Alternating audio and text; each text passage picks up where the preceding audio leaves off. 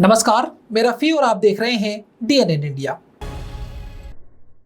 जैन धर्म के 24वें तीर्थंकर भगवान महावीर के 2625वें जन्म कल्याणक के उपलक्ष्य में सोमवार को अजमेर शहर में भव्य एवं आकर्षक रथ यात्रा का आयोजन किया गया। प्रातः 8 बजे से केसरगंज स्थित जैन मंदिर से प्रारंभ हुई यह विशाल यात्रा शहर के प्रमुख मार्गों से होती हुई पुणे मंदिर परिसर पहुंचकर संपन्न हुई। जैन धर्म के 24वें तीर्थंकर भगवान महावीर स्वामी के 2625वें जन्म कल्याणक के उपलक्ष्य में सोमवार को अजमेर शहर में भव्य एवं आकर्षक रथ यात्रा का आयोजन किया गया। प्रातः 8 बजे केसरगंज स्थित जैन मंदिर से प्रारंभ हुई यह विशाल यात्रा शहर के प्रमुख मार्गों से होती हुई उन्हें मंदिर परिसर पहुंचकर संपन्न हुई। रथ यात्रा के दौरान केसरगंज, पड़ाव, मदार स्टेशन रोड सहित विभिन्न मुख्य मार्गों पर श्रद्धालुओं की भारी भीड़ उमड़ पड़ी। जगह जगह श्रद्धालुओं ने यात्रा का स्वागत कर भगवान महावीर के जयकारों से वातावरण को धर्ममय बना दिया। इस यात्रा में लगभग 40 आकर्षक झांकियां सजाई गई जो भगवान महावीर के जीवन, उनके उपदेशों और जैन संस्कृति को दर्शा रही थी। स्वर्णमयी रथ, ऐरावत हाथी, सजे धजे घोड़े, बैंड बाजों और ढोल नगाड़ों के साथ निकली यह शोभा यात्रा शहरवासियों के लिए विशेष आकर्षण का केंद्र रही। हजारों की संख्या में पुरुष, महिलाएं, युवा और बच्चों ने उत्साहपूर्वक भाग लिया। पूरे मार्ग में भक्तिमय संगीत और जयघोषों ने माहौल को आध्यात्मिक बना दिया। इस अवसर पर जैन संत योग सागर जी महाराज का आगमन हुआ, जिनके दर्शन के लिए श्रद्धालुओं में विशेष उत्साह देखने को मिला। उत्सव संयोजक दीपक कोठारी ने बताया कि भगवान महावीर का जियो और जीने दो का अहिंसा का संदेश आज के समय में भी अत्यंत प्रासंगिक है। उनका जीवन और उपदेश समाज को शांति, सहिष्णुता और सद्भाव की दिशा में आगे बढ़ाने की प्रेरणा देते हैं। उन्होंने बताया कि रथ यात्रा में शामिल झांकियों का मूल्यांकन कर उत्कृष्ट झांकियों को पुरस्कृत भी किया जाएगा। इस प्रकार भगवान महावीर जन्म कल्याणक के अवसर पर आयोजित यह रथ यात्रा श्रद्धा, आत्साह और उत्साह का अनुभव संगम बनकर शहरवासियों के लिए यादगार रही। महावीर भगवान के जन्म महोत्सव के उपलक्ष्य में आज जैन समाज द्वारा अजमेर में केसरगंज से एक शोभा यात्रा भव्य जुलूस के रूप में निकाली गई है, जो कि मदार गेट, नया बाजार, दरगाह होते हुए वापस मदार गेट होते हुए केसरगंज में संपन्न होगी।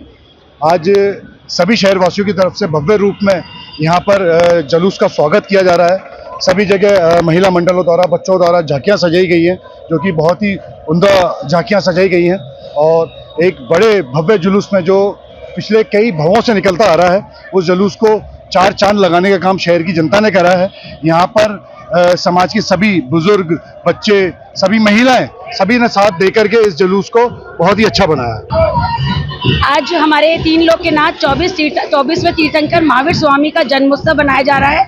अजमेर शहर में जिस प्रकार ये जुलूस की शोभा यात्रा चलाई जा रही है, उसमें सभी बच्चों के द्वारा, सभी महिलाओं के द्वारा और जैन समाज के बड़े बड़े महापुरुषों के द्वारा ये जुलूस निकाला जाता है। इस जुलूस का सबसे बड़ा सौभाग्य की बात है, आज हमारे आचार्य श्री विद्यासागर जी महाराज के बड़े भाई योग सागर जी महाराज का अजमेर में आगमन हुआ है। उसी के साथ मौसम ने भी अपना ताव दिखाया है और मौसम भी अनुकूल होते हुए आज महावीर जयंती में भगवान इंद्रदेव भी खुश होकर भगवान के जन्मोत्सव की खुशियां मना रहे हैं और लोग भी खुशियों से झूम रहे हैं। इस जुलूस में 4 चांद लग गए हैं। बहुत ही शोभा यात्रा इतनी शोभित हो रही है कि जुलूस ऐसा लग रहा है भगवान का जन्मोत्सव भगवान भी खुद स्वयं बना रहे हैं। प्रदेश के मुख्यमंत्री भजनलाल शर्मा ने प्रदेश के जरूरतमंदों को बड़ी राहत देते हुए विभिन्न जन कल्याणकारी योजनाओं के तहत प्रत्यक्ष लाभ अंतरण के माध्यम से आर्थिक सहायता जारी की। इस अवसर पर आयोजित राज्य स्तरीय कार्यक्रम में वीडियो कॉन्फ्रेंस के जरिए प्रदेश भर के जनप्रतिनिधि, अधिकारी और लाभार्थी जुड़े। प्रदेश के मुख्यमंत्री भजनलाल शर्मा ने प्रदेश के जरूरतमंदों को बड़ी राहत देते हुए विभिन्न जन कल्याणकारी योजनाओं के तहत प्रत्यक्ष लाभ अंतरण के माध्यम से आर्थिक सहायता जारी की। इस अवसर पर आयोजित राज्य स्तरीय कार्यक्रम में वीडियो कॉन्फ्रेंसिंग के जरिए प्रदेश के जनप्रतिनिधि, अधिकारी और लाभार्थी जुड़े। कार्यक्रम के दौरान बताया गया कि प्रदेश के लगभग 1,22,000 लाभार्थियों के बैंक खातों में सीधे सहायता राशि ट्रांसफर की गई। प्रत्येक पात्र लाभार्थी को 1,000 रुपए की आर्थिक सहायता प्रदान की गई, जिससे उन्हें अपनी दैनिक जरूरतों को पूरा करने में सहूलियत मिलेगी। यह सहायता विशेष रूप से आर्थिक रूप से कमजोर वर्गों के लिए राहत का माध्यम बनी है। मुख्यमंत्री ने अपने संबोधन में कहा कि राज्य सरकार का उद्देश्य योजनाओं का लाभ अंतिम छोर तक बैठे व्यक्ति तक पहुंचाना है। उन्होंने कहा, यह प्रणाली के जरिए पारदर्शिता सुनिश्चित हो रही है और बिचौलियों की भूमिका पूरी तरह समाप्त हो रही है, जिससे भ्रष्टाचार पर प्रभावी नियंत्रण संभव हुआ है। जिला एवं उपखंड स्तर पर इस कार्यक्रम का व्यापक आयोजन किया गया, जहां स्थानीय जनप्रतिनिधियों और प्रशासनिक अधिकारियों ने वर्चुअल माध्यम से जुड़कर कार्यक्रम में सहभागिता निभाई। केकड़ी सहित विभिन्न क्षेत्रों से लाभार्थियों ने इस पहल के लिए राजस्थान सरकार का आभार व्यक्त किया। अधिकारियों ने जानकारी दी कि डीबीटी प्रणाली से न केवल समय की बचत हो रही है, बल्कि लाभार्थियों को सीधे और सुरक्षित तरीके से आर्थिक सहायता प्राप्त हो रही है। इससे योजनाओं के क्रियान्वयन में पारदर्शिता और प्रभावशीलता दोनों बढ़ी है। कार्यक्रम के अंत में मुख्यमंत्री ने अधिकारियों को निर्देश दिए कि योजनाओं के प्रचार प्रसार को और अधिक प्रभावी बनाएं, ताकि पात्र व्यक्ति किसी भी योजना से वंचित न रहे और अधिक से अधिक लोगों को इसका लाभ मिले। जी, आज हमारे माननीय मुख्यमंत्री महोदय द्वारा समेकित बाल विकास सेवाएं की सभी कार्यकर्ता बहनें और सहायिका बहनों को डीबीटी के माध्यम से उनके जो इस वर्ष की 2 यूनिफॉर्म है 500 रुपये प्रत्येक साड़ी के लिए आज डीबीटी के माध्यम से उनके द्वारा सीधे खातों में डाला गया है, हमारी जो कार्यकर्ता और सहायिका बहनें हैं। और साथ ही कार्यक्रम के अंदर जो हमारे विभिन्न योजनाओं के लाभार्थी हैं उनको भी माननीय मुख्यमंत्री द्वारा सम्मानित किया गया। कार्यक्रम में हमारे माननीय दिया कुमारी जी जो हमारे मंत्री हैं और हमारे माननीय डॉक्टर बंजू पाकमार जी जो हमारे राज्य मंत्री हैं महिला बाल विकास के, वे भी उपस्थित रहे। यहाँ कौन था मैडम आज के इस कार्यक्रम के अंदर विभागीय निर्देशानुसार उप निदेशक समस्त सीडीपीओ और हमारी जो कार्यकर्ता बहनें हैं और सहायिका बहनें हैं वो यहाँ पर उपस्थित रही। इसी तर्ज पर जो हमारे समस्त ब्लॉक है वहाँ पर भी जो ब्लॉक स्तरीय अधिकारी और कर्मचारी वे पीसी से सीधे जुड़े थे कार्यक्रम। पंचशील नगर स्थित सदगुरु इंटरनेशनल स्कूल में अभिभावक शिक्षक बैठक के साथ एक भव्य शैक्षणिक प्रदर्शनी का आयोजन किया गया। बैठक में शिक्षकों और अभिभावकों ने विद्यार्थियों की पढ़ाई, प्रगति और व्यवहार पर विस्तार से चर्चा की। अजमेर के पंचशील नगर स्थित सदगुरु इंटरनेशनल स्कूल में अभिभावक शिक्षक बैठक के साथ एक भव्य शैक्षणिक प्रदर्शनी का आयोजन किया गया।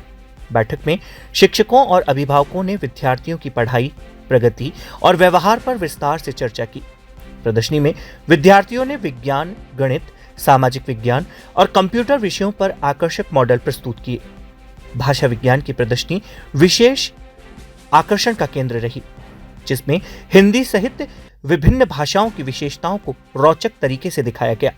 हिंदी विभाग द्वारा कठपुतली नृत्य, त्योहारों की झांकियां और पंचतंत्र आधारित प्रस्तुतियां खास रही।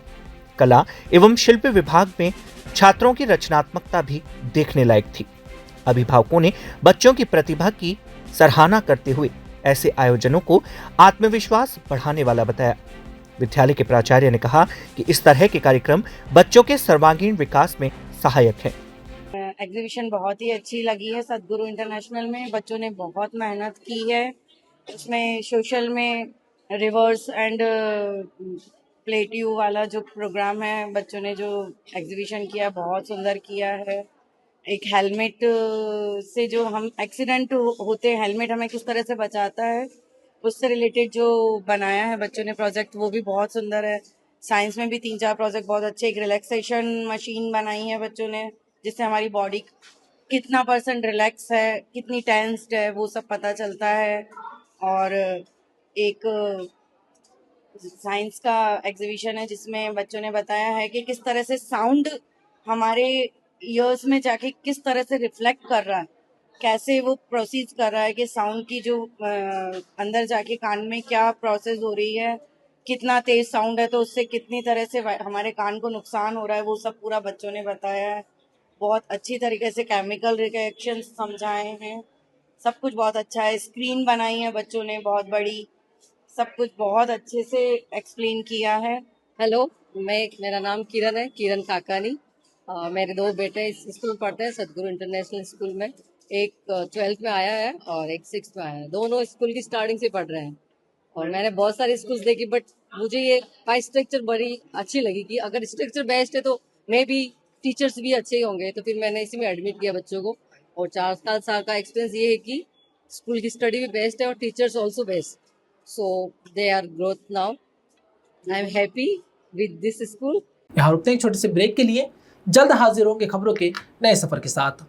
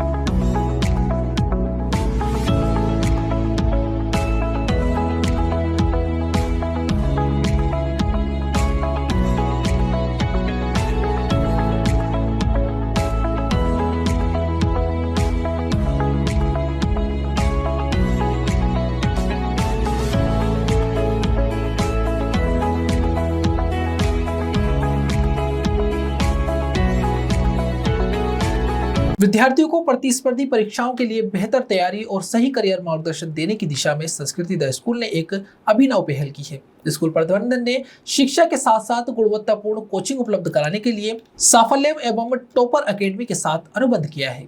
इस समझौते के तहत अब विद्यालय के विद्यार्थी IIT, JEE और नीट जैसी प्रतियोगी परीक्षाओं की तैयारी स्कूल के साथ ही कर सकेंगे। विद्यार्थियों को प्रतिस्पर्धी परीक्षाओं के लिए बेहतर तैयारी और सही करियर मार्गदर्शन देने की दिशा में संस्कृति द स्कूल ने एक अभिनव पहल की है। स्कूल प्रबंधन ने शिक्षा के साथ साथ गुणवत्तापूर्ण कोचिंग उपलब्ध कराने के उद्देश्य से साफल्यम एवं टॉपर अकेडमी के साथ अनुबंध किया है। इस समझौते के तहत अब विद्यालय के विद्यार्थी IIT, JEE और नीट जैसी प्रतियोगी परीक्षाओं की तैयारी स्कूल के साथ ही कर सकेंगे। स्कूल प्रशासन ने अभिभावकों पर आर्थिक बोझ कम करने के उद्देश्य से कोचिंग फीस को भी निर्धारित किया है। टॉपर अकेडमी द्वारा संस्कृति स्कूल के विद्यार्थियों के लिए विशेष फीस निर्धारित की गई है, जिससे अधिक से अधिक छात्र इस सुविधा का लाभ ले सके। स्कूल प्रबंधन का लक्ष्य विद्यार्थियों को भविष्य में बेहतर करियर और रोजगार के लिए तैयार करना है। इसी कड़ी में संस्कृति द स्कूल में सोमवार को स्कूल ऑडिटोरियम में एक्सपर्ट गाइडेंस प्रोग्राम का आयोजन किया गया। कार्यक्रम का उद्देश्य विद्यार्थियों को उनके करियर के लिए सही दिशा चुनने में मार्गदर्शन प्रदान करना रहा। कार्यक्रम में साइंस, कॉमर्स, ह्यूमैनिटीज जैसे विभिन्न विषयों के चयन को लेकर विशेषज्ञों ने विस्तृत जानकारी दी। साथ ही विद्यार्थियों को विभिन्न छात्रवृत्तियों, विषय विकल्पों और विद्यालय के अनुभवी फैकल्टी सदस्यों से भी परिचित करवाया गया। इस अवसर पर साफल्यम एवं यंग टॉपर अकेडमी के डायरेक्टर्स भी मौजूद रहे। उन्होंने अपने अनुभवों के आधार पर विद्यार्थियों को करियर से जुड़े महत्वपूर्ण सुझाव दिए। कार्यक्रम में 20 से अधिक विषयों के विकल्पों की जानकारी प्रदान की गई, जिसमें छात्र छात्राएं अपनी रुचि और क्षमता के अनुसार सही दिशा का चयन कर सके। नमस्ते, मेरा नाम मनीषा जौहरी है। मैं संस्कृति द स्कूल की प्रिंसिपल हूँ और मैं आप सबको ये बताना चाहती हूँ कि इस साल संस्कृति द स्कूल ने 3 मेजर कोलैबोरेशंस किए हैं। संस्कृति द स्कूल ने साफल्यम के साथ कोलैबोरेशन किया है IIT, JEE, नीट प्रिपरेशन के लिए बच्चों, जिससे कि बच्चों को स्कूलिंग और कोचिंग, एक अच्छी कोचिंग इकट्ठे मिल जाए। और इसमें स्कूल ने ये भी ध्यान रखा है कि पेरेंट्स के ऊपर फाइनेंशियल बर्डन ना पड़े, इसलिए स्कूल ने अपनी ट्यूशन फ़ी और कोचिंग, साफल्यम के डायरेक्टर्स ने अपनी कोचिंग की फ़ीस सिर्फ संस्कृति द स्कूल के लिए ऑलमोस्ट 50% कर दी है, जिससे कि पेरेंट्स को जो टोटल स्कूलिंग एंड कोचिंग है वो 1.5 लाख में मिल जाए। और स्कूल ने कॉमर्स के बच्चों के लिए यंग टॉपर्स एकेडमी के साथ कोलैबोरेशन किया है। जो चयन विजय सर हैं वो जाने माने कॉमर्स के टीचर हैं और ख़ुद भी वो CA हैं, तो वो ड्यूरिंग स्कूल आवर्स ही बच्चों को CA, CS और सेंट्रल यूनिवर्सिटी एंट्रेंस एग्ज़ाम की कोचिंग देंगे। और ये जो है वो एक बहुत नॉमिनल चार्ज पे 5,000 rupees for the whole year, इतने कम चार्ज पे हम बच्चों को दे रहे हैं along with their commerce subjects. तीसरा कोलैबोरेशन संस्कृति द स्कूल ने जो किया है वो नर्सरी से ग्रेड 2 तक के बच्चों के लिए किया है। नेचर नर्चर एडुसर्व सिस्टम्स दिल्ली के साथ, इकोसिस्टम लर्निंग इकोसिस्टम दिल्ली के साथ, जहाँ पे एक बहुत ही फ्यूचरिस्टिक और प्रोग्रेसिव करिकुलम हम अपने छोटे बच्चों को प्रोवाइड करेंगे। क्योंकि जो एक बहुत बड़ा जो सवाल अब उठ के आया है कि बच्चों को हम किस चीज़ के लिए प्रिपेयर कर रहे हैं। अगर हम फ्यूचर के लिए प्रिपेयर कर रहे हैं तो हमें बहुत डिफरेंटली करना पड़ेगा और हमको उनको स्किल्स देनी पड़ेंगी जिससे कि वो इस बदलते समय में एडजस्ट कर पाए। और नेचर नर्चर जो है वो एक कंप्लीट करिकुलम है जहाँ पे वो बच्चों को आगे के समय के लिए प्रिपेयर करेंगे पढ़ाई के साथ साथ, और एक्सपीरियंशियल लर्निंग पे उनका फोकस है। हमने ओपन डोर के साथ भी कोलैबोरेशन किया है हमारे 6 to 8 के बच्चों के साइंस और मैथ्स के लिए। तो संस्कृति द स्कूल का अब यही उद्देश्य है कि वो अपने बच्चों को आगे के लिए, फ्यूचर के लिए प्रिपेयर करें। क्योंकि जो बच्चा इस साल नर्सरी में एडमिशन ले रहा है वो जब स्कूल से निकलेगा तो 2040 हो जाएगा, और 2040 में क्या जॉब्स रहेंगे, क्या करियर ऑप्शंस रहेंगे, ये आज शायद हम में से कोई भी नहीं बता सकता। लेकिन हमें बच्चे को वो तैयार करना है कि जो भी जॉब ऑप्शंस हो बच्चा उसके लिए तैयार हो, अपने फ्यूचर के लिए बच्चा जो हो वो रेडी हो।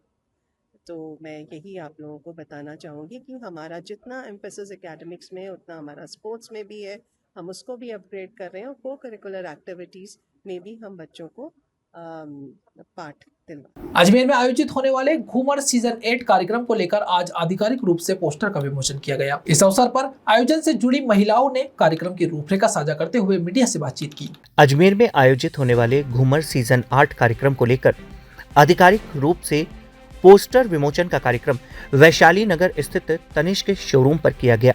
इस अवसर पर आयोजन से जुड़ी महिलाओं ने कार्यक्रम की रूपरेखा साझा करते हुए मीडिया से बातचीत की। पोस्टर विमोचन के बाद पत्रकारों से रूबरू होते हुए महिलाओं ने बताया कि इस कार्यक्रम का मुख्य उद्देश्य राजस्थान की समृद्ध संस्कृति और पारंपरिक लोक नृत्य घूमर को नई पीढ़ी विशेषकर बालिकाओं और महिलाओं तक पहुंचाना है। उन्होंने कहा, आधुनिक दौर में परंपराएं कहीं न कहीं पीछे छूटती जा रही है। ऐसे में इस तरह के आयोजन उन्हें जीवंत बनाए रखने का माध्यम है। आयोजक सपना टाक ने बताया कि कार्यक्रम में केवल लोक नृत्य ही नहीं बल्कि राजस्थान की वीरांगनाओं की वीर गाथाओं का भी प्रस्तुतिकरण किया जाएगा। इससे दर्शकों को अपने गौरवशाली इतिहास और शौर्य परंपरा से जुड़ने का अवसर मिलेगा। कार्यक्रम में भाग लेने वाली महिलाओं के लिए विशेष रूप से राजपूती पोशाक निर्धारित की गई है। आयोजकों का कहना है कि इससे कार्यक्रम की सांस्कृतिक गरिमा और भी अधिक निखर के सामने आएगी। घूमर सीजन 8 का यह भव्य आयोजन अजमेर में 15 अप्रैल को आयोजित किया जाएगा, जिसमें बड़ी संख्या में महिलाओं की भागीदारी की उम्मीद है। आयोजन को लेकर तैयारियां जोरों शोरों से चल रही है और इसे यादगार बनाने के लिए विशेष व्यवस्थाएं की जा रही है। मेरा नाम विजेता सिसोदिया है और सबसे पहले मैं बधाई देना चाहती हूँ मैम सपना टाक को, जिन्होंने इतना अच्छा घूमर सीजन 8 तक हम पहुंचे। और मैं धन्यवाद देना चाहती हूँ तनिष्क ज्वेलर्स को, जिन्होंने हमारा सपोर्ट किया, और यहाँ जितनी भी महिलाएं बैठी है उन सबको। सीजन 1 से लेके सीजन 8 तक का सफर मेरा इनके साथ रहा है और हमारा उद्देश्य हमेशा ये रहा है कि जो राजस्थान की संस्कृति है, जो लोक नृत्य है, वो हमारी जो पीढ़ी है आगे की वहां तक पहुंचे। और हमने पूरी कोशिश करी है। इसका ड्रेस कोड है राजपूती पोशाक, लेकिन ये किसी स्पेसिफिक जाति को नहीं दिखा रहा है। हमारा सिर्फ एक मोटिव है कि सब लोग एक जैसे दिखें, सुंदर दिखें और अपने आप को पूरा मनोरंजन करें, अपना एंजॉय करें उस चीज को।